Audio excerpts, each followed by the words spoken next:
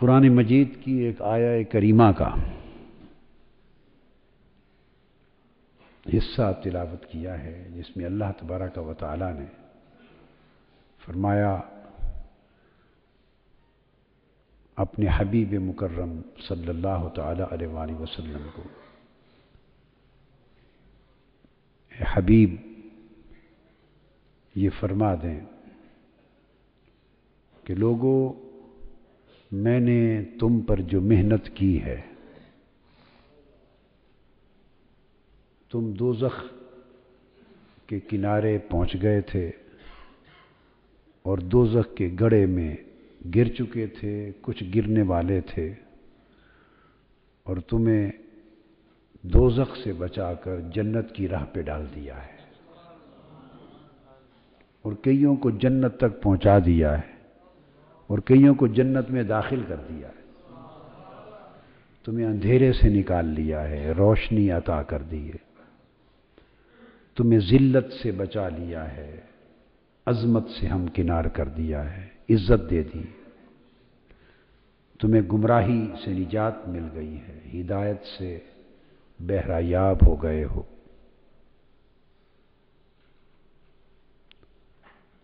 تم جہالت کی تاریکیوں میں گھرے ہوئے لوگ پوری دنیا کو روشنی فراہم کرنے والے بن رہے ہو، دعوت حق دے کر تمہیں عظیم قوم بنا دیا ہے۔ یہ جو کچھ میں نے دعوت، تبلیغ، انذار کی شکل میں، تبشیر کی شکل میں، رہنمائی اور ہدایت کی شکل میں تم پر احسان کیا ہے، میرے حبیب ان سے فرما دیں کہ میں ان تمام احسانات کا بدلہ تم سے کسی شکل میں نہیں لیتا اور تم سے اس کی کوئی اجرت نہیں مانگتا، تم سے کسی اجر کا طالب اور متقاضی نہیں ہوں، الا یہ ایک ہی بات کہتا ہوں کہ اس پورے احسان کے بدلے ایک حکم کی تعمیل کرو، اور وہ بھی تمہارے بھلے میں ہے، وہ بھی تمہارے بھلے میں ہے، یعنی جو احسان میں نے تم سے کیا ہے وہ کام کرو گے تو احسان برقرار رہے گا، اس کا پھل برقرار رہے گا، ورنہ کھو دو گے۔ وہ کیا؟ الا المودۃ فی القربى، جو میرے قریبی رشتے ہیں، جو میری قرابت ہے، اس سے محبت کرنا، میری قرابت سے محبت کرنا، اور یہ بھی اس لیے، یہ بھی ایک احسان ہے، اس احسان کا بدلہ نہیں، یہ احسان پر احسان ہے کہ احسان کر کے تمہیں ایمان کی دولت دی ہے، اور المودۃ فی القربى پہ عمل کر لو گے تو وہ ایمان جو تمہیں ملا ہے وہ دولت بچ جائے گی، اس کی حفاظت ہو جائے گی، ورنہ ایمان کی اس دولت سے بھی محروم ہو جاؤ گے۔ امام طبرانی نے معجم کبیر میں روایت کیا اس آیت کریمہ کی تفسیر میں، اور امام ابن ابی حاتم نے اپنی تفسیر میں روایت کیا، اور امام حاکم صاحب المستدرک نے مناقب الشافعی میں روایت کیا عبداللہ ابن عباس رضی اللہ تعالی عنہ سے کہ جب یہ آیت کریمہ نازل ہوئی تو صحابہ کرام نے پوچھا، بات سمجھ گئے تو پوچھا، یا رسول اللہ صلی اللہ علیہ وآلہ وسلم، من قرابتک ہؤلاء الذین وجبت علینا مودتہم، یا رسول اللہ آپ کے وہ قریبی رشتے کون سے ہیں، اور آپ کی وہ قرابت کن لوگوں کو حاصل ہے جن سے محبت اور مودت کرنا آپ ہمارے اوپر واجب قرار دے رہے ہیں، وہ قرابت کون سی ہے، نشاندہی فرما دیں۔ قال علی و فاطمہ وابناہما، فرمایا وہ قرابت ہیں علی، فاطمہ اور شہزادے حسن اور حسین.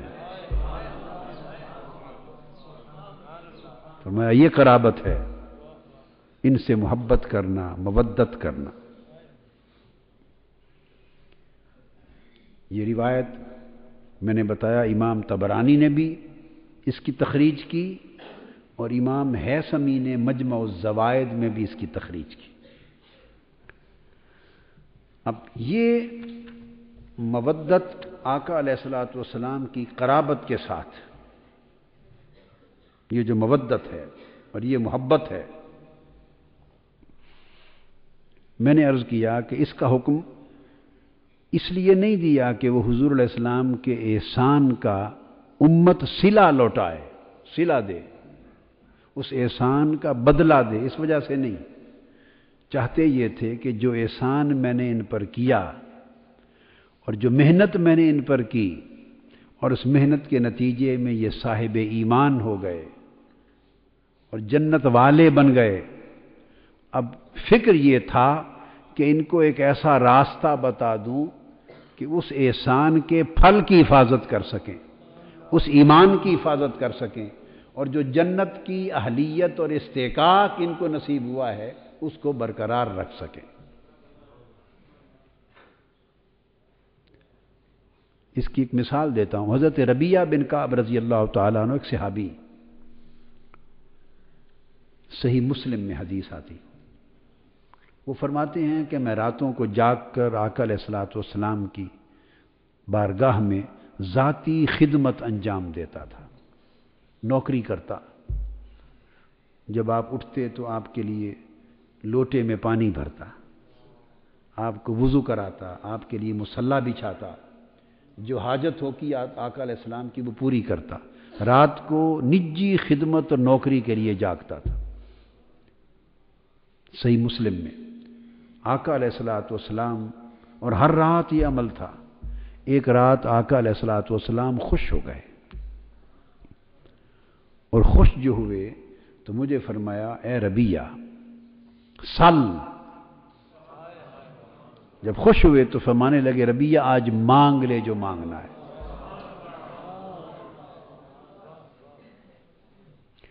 اور ایک اور روایت جو صحیح مسلم میں ہے، جس کو امام نووی نے بھی لیا ہے تخریج کی، اس میں فرمایا سلنی ربیہ آج مجھ سے مانگ لے جو مانگنا چاہتے ہو. انہوں نے عرض کیا یا رسول اللہ صلی اللہ علیہ وسلم انی اسألوک مرافقتک فی الجنہ.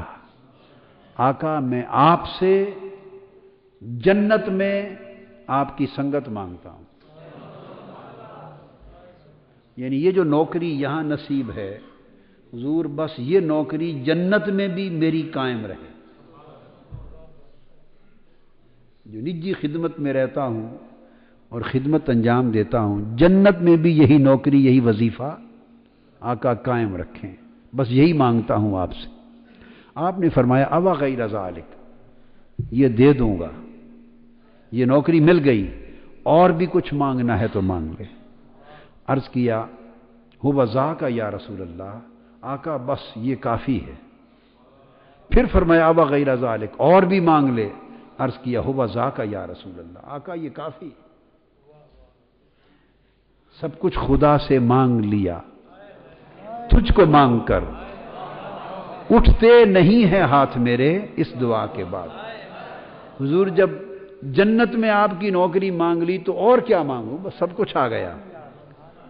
اس پر آقا علیہ السلام نے فرمایا، یہ حدیث میں نے جس مثال کے لیے کوٹ کی وہ مثال آگے آ رہی.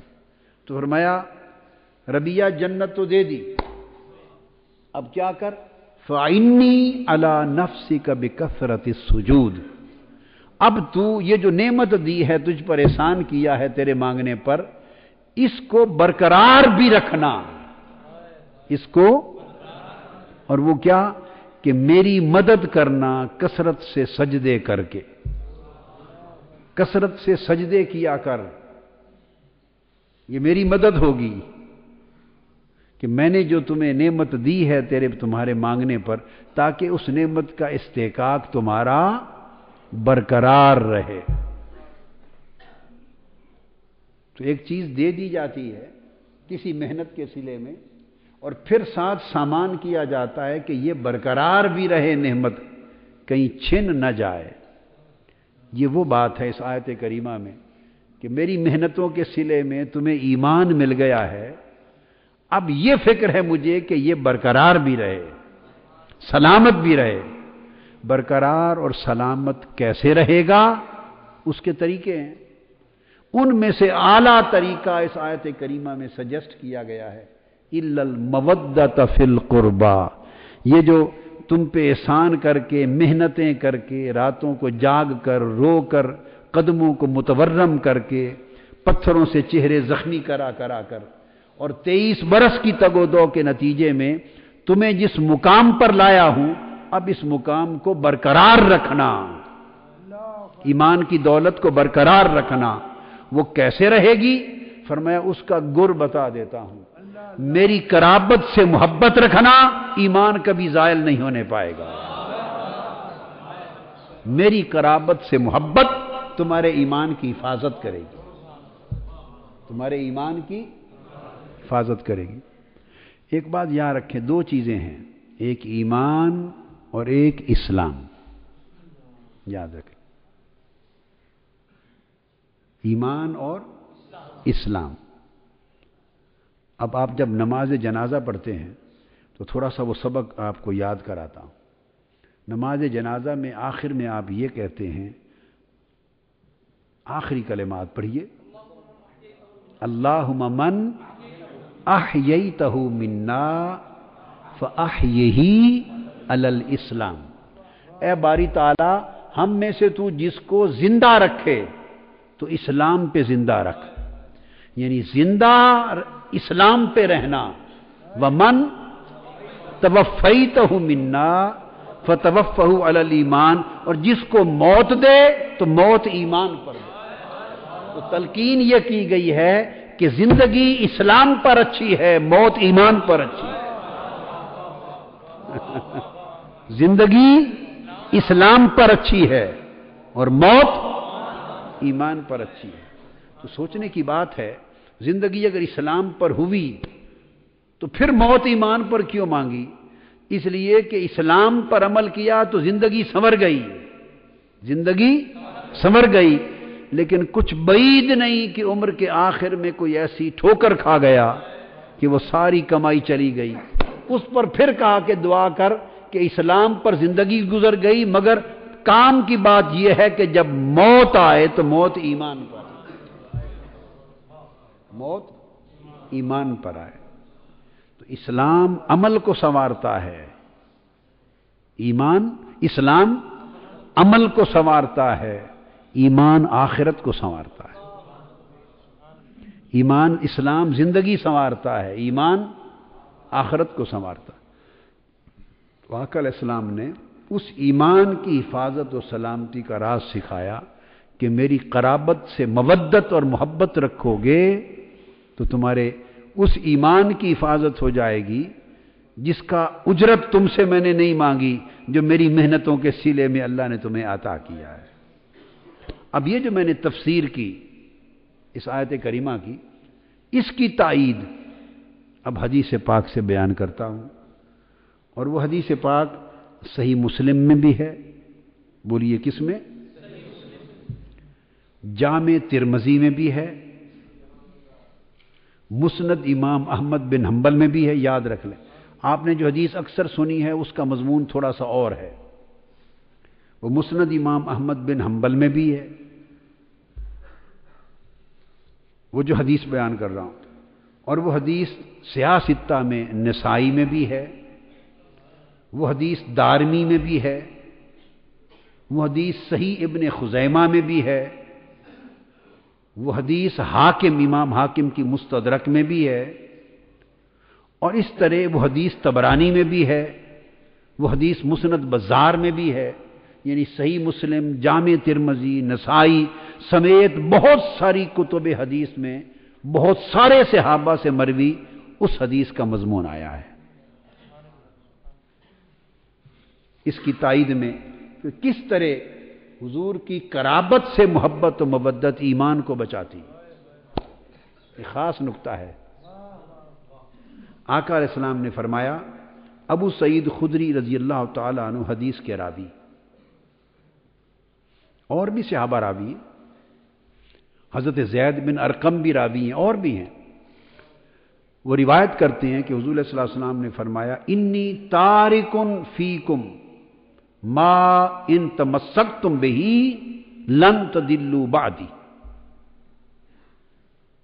لوگوں، میں تمہارے اندر دو چیزیں چھوڑے جا رہا ہوں، میں تمہارے اندر دو چیزیں چھوڑے جا رہا ہوں، اگر تم ان دونوں چیزوں کو مضبوطی سے تھامے رکھو گے تو میرے بعد کبھی گمراہ نہیں ہوگے، یعنی تمہارا ایمان زائل نہیں ہوگا، ضائع نہیں ہوگا، ایمان سے محروم نہیں ہوگے، ایمان کی سلامتی ہوگی، کبھی گمراہ نہیں ہوگے۔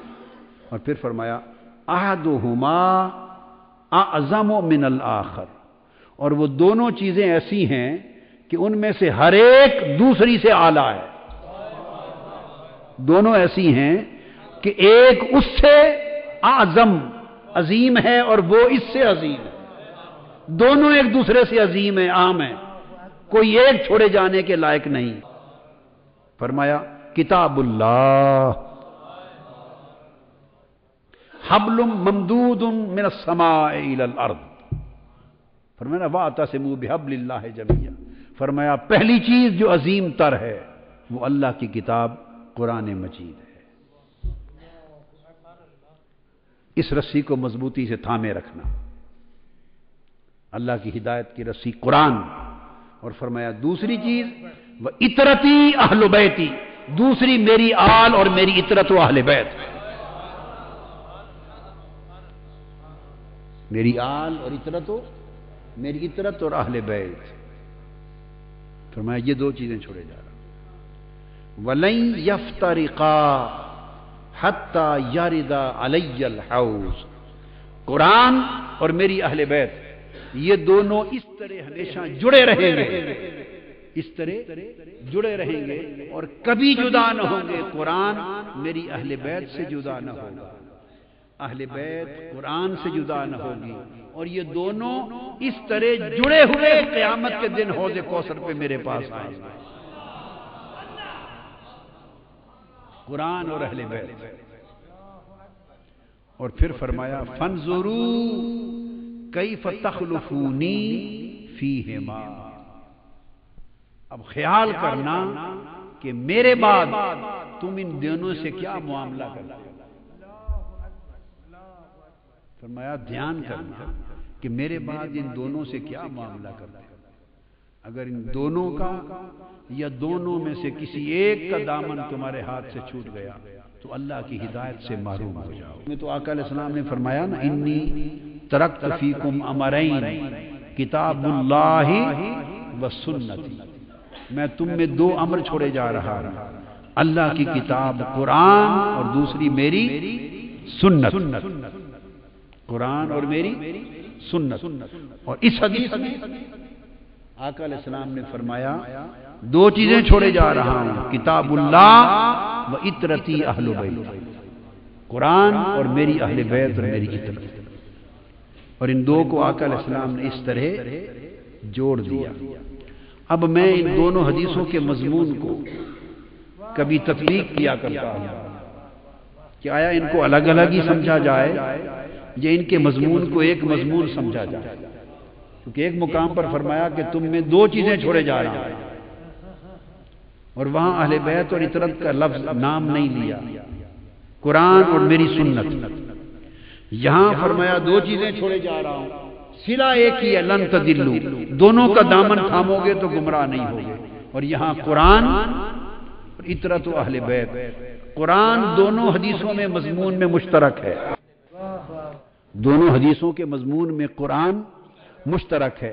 دوسرا امر جو چھوڑا، ثقلین اور امرین میں سے دوسرا امر، ادھر فرمایا میری سنت، ادھر فرمایا میری اطرت اور میری اہل بیت، اس فرق کو کس طرح دور کیا جائے تو میں اس نتیجے پر پہنچا ہوں، دراصل ایک ہی مضمون کے دو بیان ہیں، ایک ہی مضمون کے دو بیان ہیں، حقیقت وہی ہے کہ فرمایا دو امر ہیں، اگر ان کا دامن مضبوطی سے تھام لوگے تو کبھی گمراہ نہیں ہوگے، ایک قرآن ایک میری سنت، ایک قرآن اور ایک میری سنت۔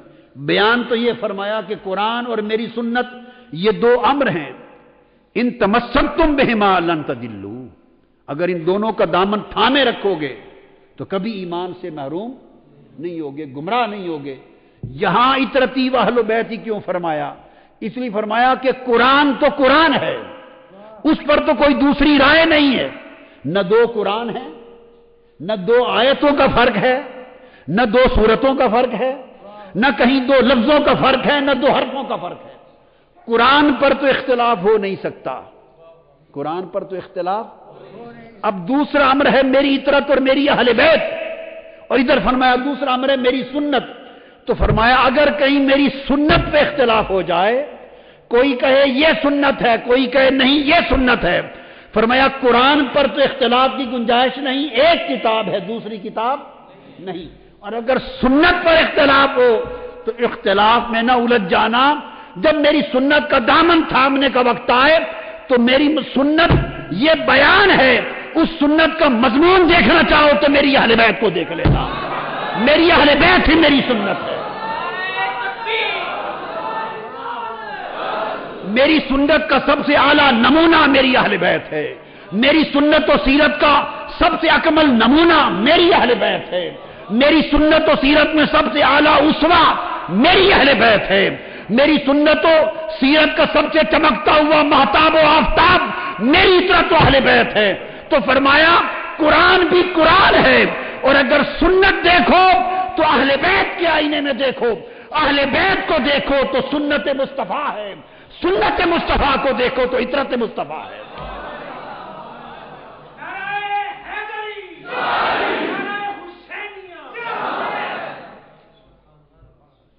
تو گویا آقا علیہ السلام نے اپنی سنت ہی کا دوسرا نام اطرت دے دیا ہے،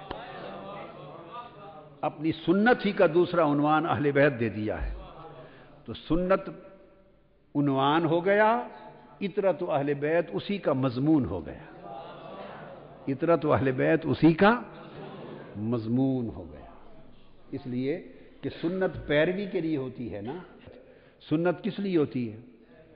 قل ان کنتم تحبون اللہ فاتبعونی یحببکم اللہ، تو سنت پیروی کے لیے ہوتی ہے، تو پیروی اسوہ کے ساتھ متعلق ہے، ایک ماڈل کے ساتھ، اس لیے اللہ کی اتباع نہیں ہے، اللہ کی پیروی اس لیے نہیں کہ اللہ کا حکم ہے، اس کا ماڈل نہیں ہے، اللہ کا حکم ہے، اس کا کوئی ماڈل آف بیہیویئر نہیں ہے، اس کا اسوہ نہیں ہے، اس کا کوئی نمونہ حیات نہیں ہے، وہ کوئی مشخص ماڈل نہیں ہے اللہ کی جگہ جس کی پیروی کی جائے، اس کے حکم کی اطاعت ہوتی ہے، اور مصطفیٰ کا چونکہ ماڈل ہے، آپ نمونہ ہیں، اسوۃ حسنہ، تو نمونے کی پیروی ہوتی ہے۔ تو فرمایا کہ دوسرا قرآن کے ساتھ دوسرا امر میری سنت ہے، تو سنت تقاضا کرتی ہے کسی اسوہ کا، سنت تقاضا کرتی ہے نمونہ کا۔ فرمایا جب سنت کے بہت سارے نمونے ہو جائیں تو سب سے اعلیٰ نمونہ میرا دیکھنا ہو تو میری اہل بیت ہے، میری سنت کا اعلیٰ نمونہ اہل بیت ہے، میری سنت کا اعلیٰ اسوہ میری اہل بیت ہے، اور پھر اہل بیت میں پھر سب سے اعلیٰ نمونہ حسین ہے۔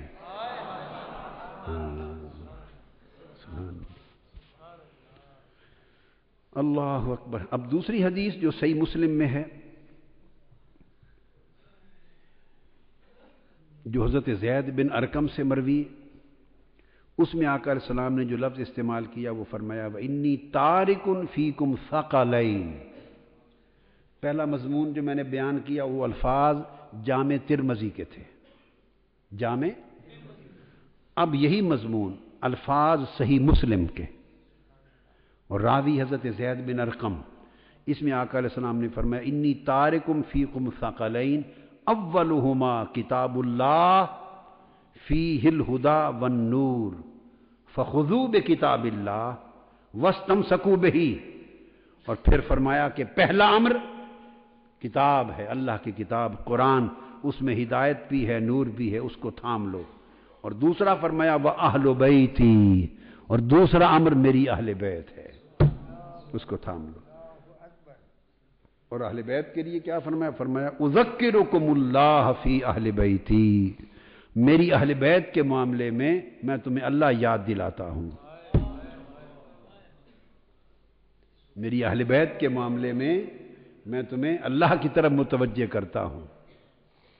اذکرکم اللہ ثلاثا، 3 بار فرمایا اذکرکم اللہ فی اہل بیتی، اذکرکم اللہ فی اہل بیتی، اذکرکم اللہ فی اہل بیتی۔ کوئی حکمت تو ہوگی کہ 3 بار اس طرح زور دے کر اہل بیت کے لیے کہہ رہے تھے خیال رکھنا، میری اہل بیت کا معاملہ ہے تو اللہ کا خیال رکھنا، میری اہل بیت کا معاملہ ہے تو اللہ کا خیال رکھنا، میری اہل بیت کا معاملہ ہے تو اللہ کا خیال رکھنا۔ پھر یہ الفاظ جیسے میں نے بتایا حدیث کی باقی کتب میں، نسائی میں بھی اور مسند احمد بن حنبل میں بھی اور مسند دارمی میں بھی اور صحیح ابن خزیمہ میں بھی، بہت سارے صحابہ سے مروی، اور اس میں جو الفاظ آئے ہیں وہ یہ کہ آقا علیہ السلام نے فرمایا ان تمام کتب حدیث میں، فرمایا انی قد ترکت فیکم الثقلین، وہی بات، 2 چیزیں اہم تمہارے اندر چھوڑے جا رہا ہوں، اور اس میں فرمایا احدہما اکبر من الآخر، ان 2 میں سے ہر ایک چیز دوسرے سے بڑی ہے، ان 2 میں سے ہر ایک چیز دوسرے سے بڑی ہے۔ آپ اہمیت کا اندازہ کریں کہ کس طرح بیان ہو رہی ہے، کیونکہ میں نے آپ کو بتایا اطرت اور اہل بیت یہ دراصل سنتی کا ماڈل ہے، حضور کی سنت کا ماڈل ہے، تو فرمایا ان میں سے ہر ایک چیز دوسرے سے بڑی، اور فرمایا کتاب اللہ عز وجل و اطرتی، اللہ کی کتاب اور میری اطرت اہل بیت، فانظروا کیف تخلفونی فیہما، فرمایا میرے بعد ان کے ساتھ کیا معاملہ کرتے ہو، دھیان رکھنا۔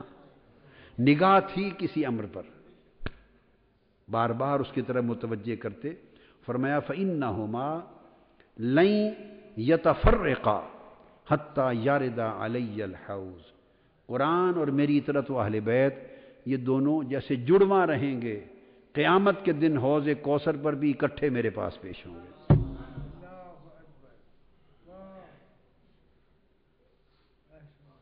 پھر دوسرے مقام پر حدیث کے الفاظ جس کو امام حاکم نے مستدرک میں لیا، اس میں یہ الفاظ بھی حدیث کے آئے ہیں، آقا علیہ السلام نے فرمایا ایھا الناس انی تارک فیکم امرین لن تضلوا ان اتبعتموہما، کبھی گمراہ نہیں ہوگے اگر ان کی پیروی کرو گے، کیا؟ کتاب اللہ و اہل بیتی اطرتی، اللہ کی کتاب قرآن اور میری اطرت و اہل بیت۔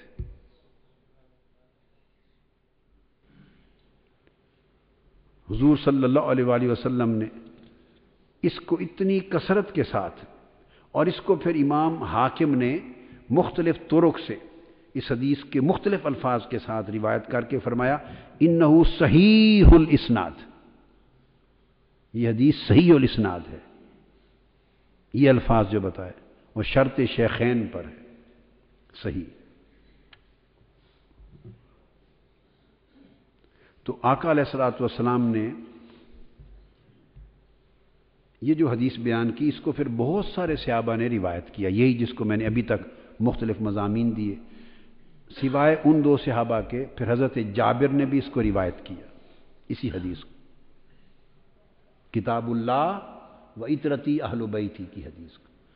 حضرت حذیفہ بن اسید نے بھی روایت کیا، حضرت خزیمہ بن ثابت نے بھی روایت کیا، اس کو حضرت زید بن ثابت نے بھی روایت کیا، حضرت سہل بن سعد ساعدی نے بھی روایت کیا، حضرت زمیرہ نے بھی روایت کیا، حضرت عامر بن لیلہ نے روایت کیا، حضرت عبد الرحمن بن عوف نے بھی اس کو روایت کیا، حضرت عبداللہ ابن عباس نے بھی روایت کیا، اسے حضرت عبداللہ ابن عمر نے بھی روایت کیا، اسے حضرت عدی بن حاتم نے بھی روایت کیا، حضرت عقبہ بن عامر نے روایت کیا، حضرت علی بن ابی طالب نے اس کو روایت کیا، حضرت ابو ذر غفاری نے روایت کیا، حضرت ابو رافع نے روایت کیا، حضرت ابو شریح الخزائی نے روایت کیا، حضرت ابو قدامہ انصاری نے روایت کیا، حضرت ابو ہریرہ نے روایت کیا، حضرت ابو الہیثم نے روایت کیا، اور حضرت ام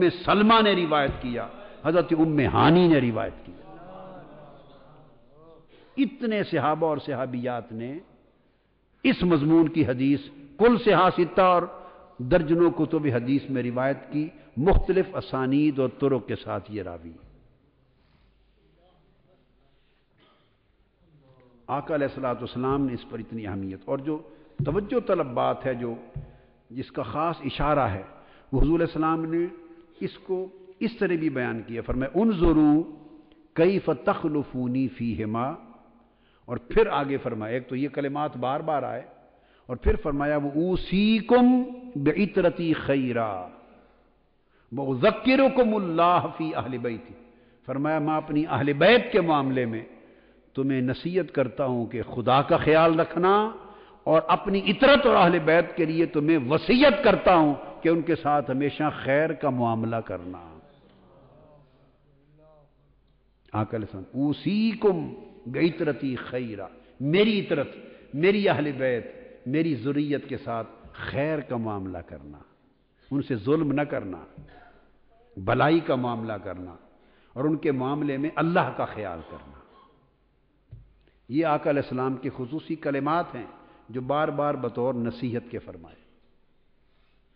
یہ سب احادیث میں نے اس آیت کریمہ کی تفسیر میں بیان کی، قل لا اسألکم علیہ اجرا الا المودۃ فی القربى۔ یہ باتیں، یہ بیان دو طرح قرآن مجید سے آیا ہے۔ ایک مقام پہ فرمایا ان اجری الا علی رب العالمین، کہ میں اپنی محنتوں کا کوئی اجر تم سے نہیں مانگتا، میرا اجر میرے اللہ کے پاس ہے۔ اور یہاں فرمایا اپنی محنتوں اور احسانات کا کوئی اجر تم سے نہیں مانگتا، تمہارے ہی بھلے کی نصیحت کرتا ہوں کہ میری اہل بیت کا خیال رکھنا، اللہ کا خیال کرنا ان کے معاملے میں، اور ان سے بھلائی کا معاملہ کرنا۔ دوسری آیت قرآن مجید کی جو اس مضمون کو اور آگے بڑھاتی ہے وہ یہ کہ حضرت عائشہ صدیقہ رضی اللہ تعالیٰ عنہ روایت کرتی، ام المومنین عائشہ صدیقہ رضی اللہ تعالیٰ عنہ، اور یہ حدیث بھی صحیح مسلم میں ہے۔ آپ روایت کرتی ہیں باب فضائل اہل بیت میں کہ آقا علیہ الصلوۃ والسلام ایک سرخ رنگ کی اونی چادر، بالوں کی جیسے اون کی، سرخ اون کی، سرخ نہیں سیاہ اون کی چادر جس کے اندر نقش اور نگار تھے، وہ پہنے ہوئے اوڑھے ہوئے باہر تشریف لائے، اور نگار، نقش و نگار بھی اس طرح کے تھے جیسے کجاوے ہوتے ہیں اونٹنیوں کے۔ مرتن مرحل من شعر اسود، اس طرح کے نقش نگار تھے، اوڑھے ہوئے باہر تشریف لائے، اور اتنے میں آقا علیہ السلام تشریف فرما تھے صحن میں کہ سیدنا حسن ابن علی امام حسن مجتبیٰ تشریف لے آئے۔ آپ نے اس چادر میں حضرت حسن مجتبیٰ کو داخل کر لیا، فرمایا بیٹے اس کے اندر آ جا، اندر چھپا لیے۔ ثم جاء الحسین، پھر سیدنا امام حسین شہزادے تشریف لائے، چادر اٹھائی تو اندر داخل کر لیا۔ اس واقعے کو بیان کون کر رہا ہے؟ ام المومنین حضرت عائشہ صدیقہ رضی اللہ تعالی عنہا، انہی کے گھر کی بات ہے اور گھر والی آقا کی بیت کی بات ہے، اہل بیت بیان کر رہی، ان کو بھی داخل کر لیا۔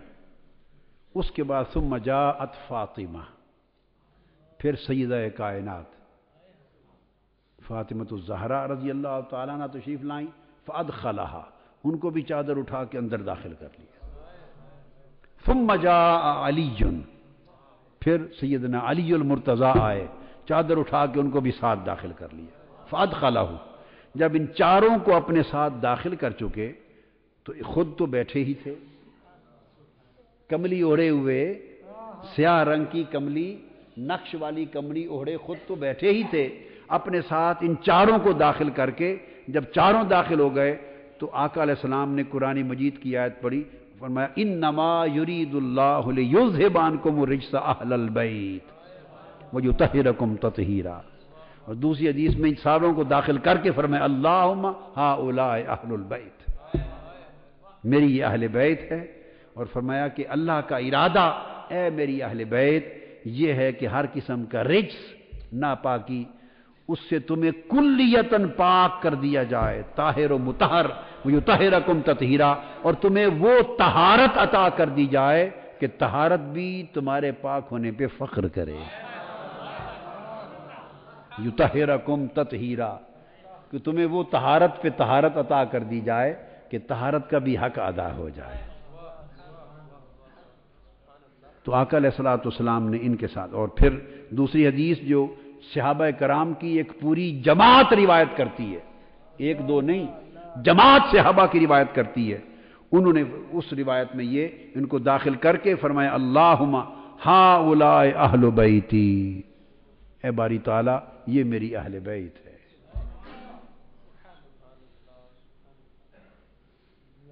اس سے کسی کو یہ خیال نہ گزرے کہ ازواج مطہرات اہل بیت نہیں ہیں، نہ، ازواج مطہرات تو اہل بیت اول ہی ہیں، وہ تو گھر والیاں ہیں، ازواج مطہرات تو اہل بیت ہیں، بیوی کو، زوجہ کو تو کہتے ہی گھر والی ہیں، وہ اہل بیت ہیں۔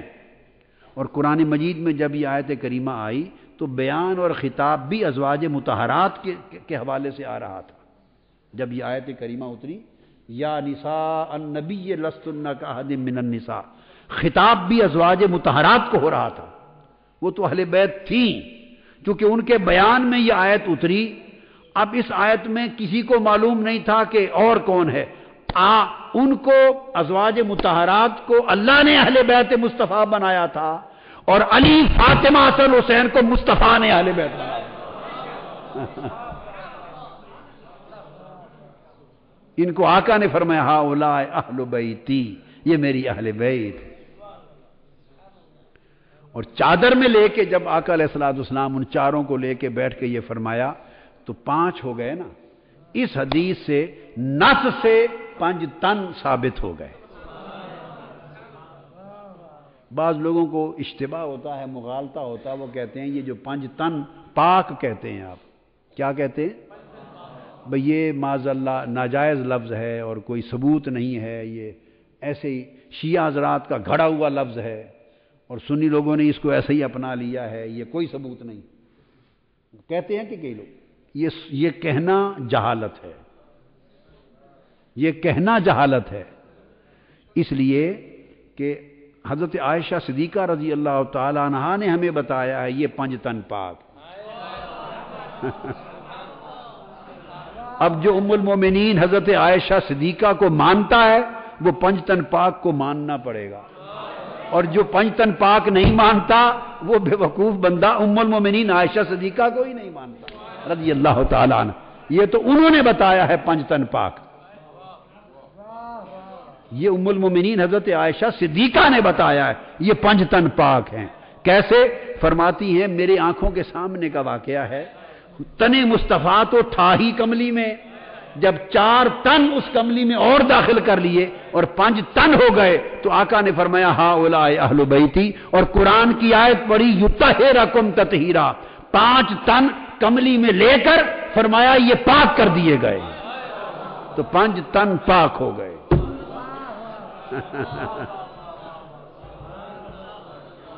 پانچوں تن جب کملی میں چھپ گئے، آقا علیہ السلام تو خود ہی تھے، کملی والے تھے، اور اس میں جب 4 تن اور ڈال لیے تو ایک کملی تھی اس میں 5 تن تھے، جب 5 تن ہو گئے کملی میں تو آیت پڑھ دی لیذھب عنکم الرجس اہل البیت ویطہرکم تطہیرا، یہ 5 تن پاک ہو گئے۔ اس آیت اور اس حدیث سے پنجتن پاک ثابت ہوا۔ اب آپ کو سمجھ آئی نا بات؟ لوگوں کا مسئلہ پرابلم یہ ہوتا ہے کہ جانتے نہیں ہوتے اور الزام دوسروں پر لگا دیتے۔ تو میں جو اگلی بات اس کے آگے عرض کر رہا تھا، آقا علیہ الصلوۃ والسلام نے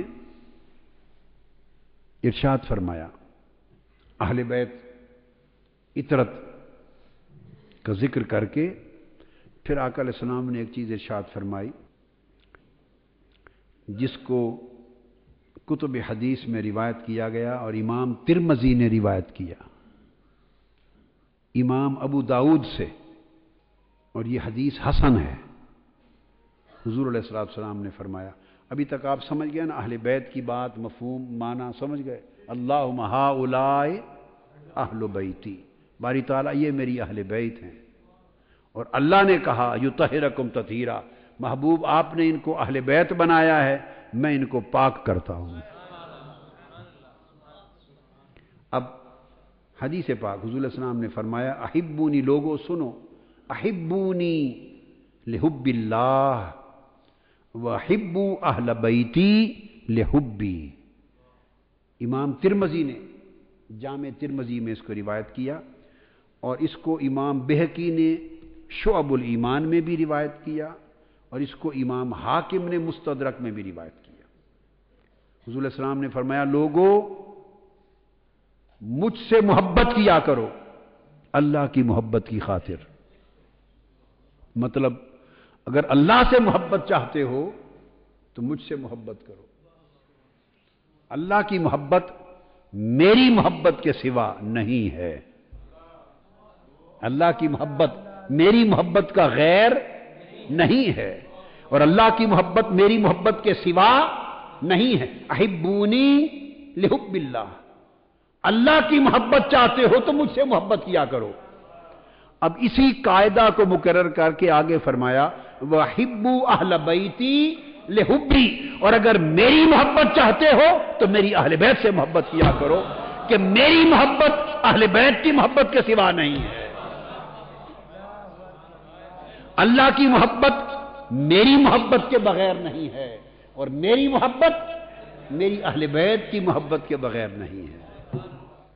بعض لوگ طالب ہوتے ہیں کہ ہمیں اللہ چاہیے، اللہ کی محبت چاہیے، طالب ہیں، دعا کرتے ہیں، آرزو مند ہیں کہ اللہ کی محبت نصیب ہو جائے۔ آقا علیہ السلام نے راستہ دکھا دیا، اللہ کی محبت کی خیرات چاہتے ہو تو مجھ سے محبت کرو، اللہ کی محبت میری محبت میں ہے۔ اور کچھ لوگ چاہتے ہیں کہ حضور کی محبت ملے، آپ چاہتے ہیں نا حضور کی محبت ملے، عاشقان رسول بنے، تو آقا نے راستہ بتا دیا کہ میری محبت چاہتے ہو تو میرے حسن حسین سے محبت کرو، چونکہ میری محبت ان کی محبت میں ہے، اللہ کی محبت میری محبت میں ہے، میری محبت ان کی محبت میں ہے۔ کیوں؟ میں اللہ کا ڈھول ہوں، یہ میرا ڈھول ہے، میں اللہ کا ڈھولن ہوں، حسن حسین میرا ڈھولن ہے، میں اللہ کا یار ہوں، یہ میرے یار ہیں، میں اللہ کا حبیب ہوں، یہ میرے حبیب ہیں، میں اللہ کا محبوب ہوں، یہ میرے حبیب ہیں، وہ مجھے تکتا ہے میں ان کو تکتا ہوں، وہ مجھے تکتا ہے میں انہیں تکتا ہوں۔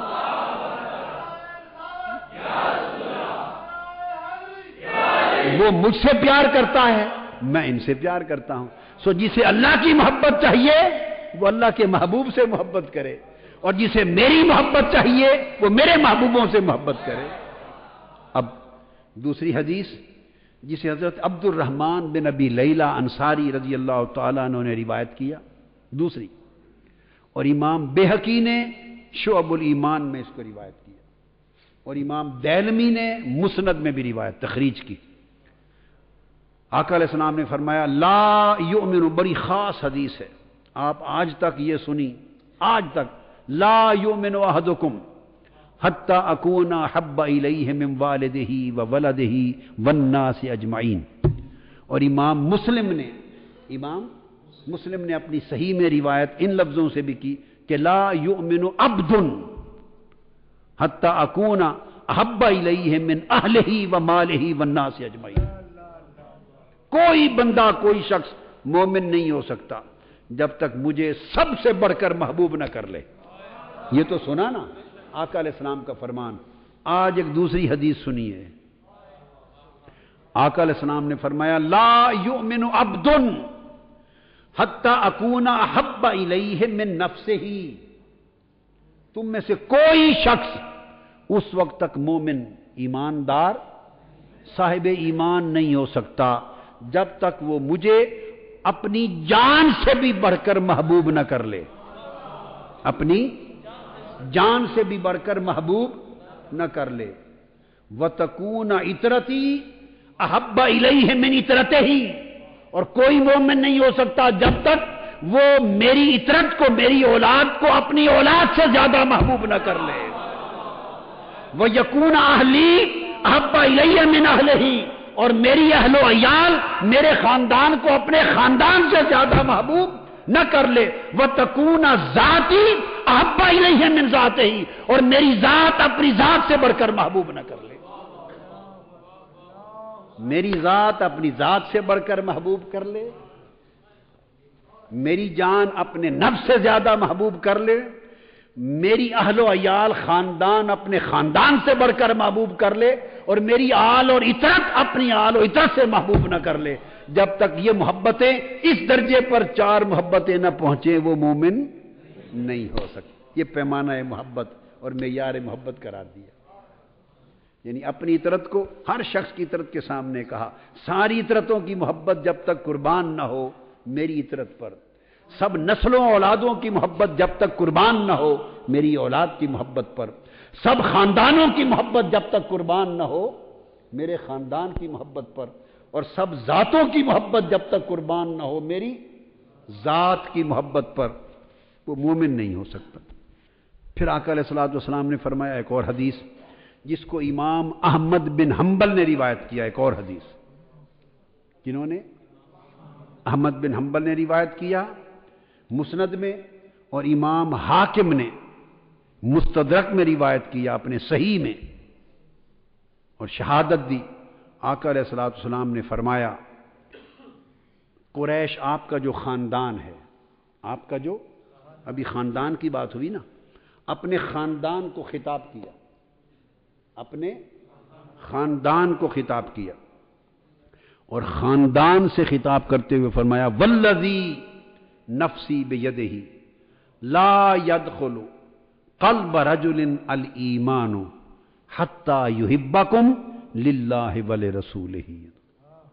فرمایا مجھے اس ذات کی اللہ رب العزت کی قسم جس کے قبضہ قدرت میں میری جان ہے کسی شخص کے دل میں اس وقت تک ایمان داخل ہی نہیں ہو سکتا اے میرے خاندان جب تک وہ میرے خاندان سے اللہ اور میری وجہ سے محبت نہ کرے. حتی یحبکم اے میرے خاندان جب تک وہ تم سے محبت نہ کرے. کس کے لیے؟ للہ ولرسولہ اللہ اور اس کے رسول کی خاطر. جب تک میرے خاندان کی محبت دل میں نہ جائے اس دل میں ایمان داخل نہیں ہو سکتا. آپ ایمان کے معیار اور پیمانے کو دیکھیں کہ آقا علیہ الصلوۃ والسلام کی محبت کے ارد گرد کل ایمان کی کائنات گھوم رہی ہے. حضور کے رشتوں کے گرد گھوم رہی ہے. آقا کی نسبتوں کے گرد گھوم رہی ہے. آقا کے تعلق اور رشتے کے گرد گھوم رہی ہے. اور پھر دوسری حدیث جو سنن ابن ماجہ میں ہے سیاستہ میں سنن ابن ماجہ میں روایت ہوئی محمد بن کعب القرظی سے ابن ماجہ میں روایت کی. آقا علیہ الصلوۃ والسلام نے فرمایا اہل بیت کا ذکر کرتے فرمایا ما بال اقوام فرمایا اس قوم کا کیا حشر ہوگا. ابن ماجہ میں اس قوم کا ان لوگوں کا کیا حشر ہوگا جو میری اہل بیت کا اکرام نہیں کرتے. اس قوم کا ان لوگوں کا کیا حشر ہوگا جو میری اہل بیت کی تعظیم نہیں کرتے. اور پھر فرمایا واللہ لا يدخل قلب رجل الایمان حتی یحبہم اللہ یحبہم للہ वलिक़राबतिहिम मिन्नी। इब्न माजा फरमाया खुदा की कसम उस वक्त तक किसी शख्स के दिल में ईमान दाखिल नहीं हो सकता, उसके दिल में ईमान दाखिल ही नहीं हो सकता जब तक वो अल्लाह की वजह से, अल्लाह की खातिर और मेरी कुर्बत कराबत, मेरे रिश्ते की खातिर मेरी अहले बैत से मोहब्बत न करे।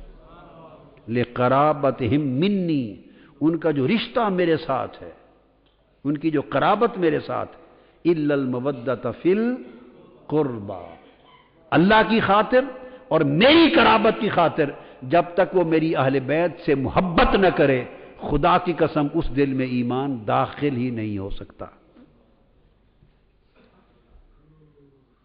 और दूसरी रिवायत में और अल्फाज हैं, आका अलैहिस्सलाम ने फरमाया वल्लाहि ला यदखुलु क़ल्ब मुस्लिमिन ईमानुन हत्ता युहिब्बकुम लिल्लाहि व लिक़राबती। खुदा की कसम किसी मुसलमान के दिल में उस वक्त तक ईमान दाखिल नहीं हो सकता, भले कलमा पढ़ता रहे, कलमा पढ़ेगा मुसलमान कहलाएगा मगर मोमिन नहीं बन सकता। कलमा पढ़ के मुसलमान कहलाएगा, उम्मत मुस्लिमा का फर्ज कहलाएगा, मगर उसका दिल नूरे ईमान से मुनव्वर और दौलत ईमान से मुज़य्यन नहीं हो सकता। ईमान उसके दिल में नहीं आ सकता जब तक वो मेरी अहले बैत से अल्लाह की खातिर और मेरी कराबत और मेरे रिश्ते की खातिर मोहब्बत न करे। आका अलैहिस्सलातु वस्सलाम का ये इरशाद। और सैयदना अली मुर्तज़ा रज़ी अल्लाह ताला अन्हु, आपसे रिवायत है, उसमें कलिमात ये हैं, बहुत से सहाबा से, उसमें फरमाया मा बालु रिजालिन युज़ूनी फी अहले बैती।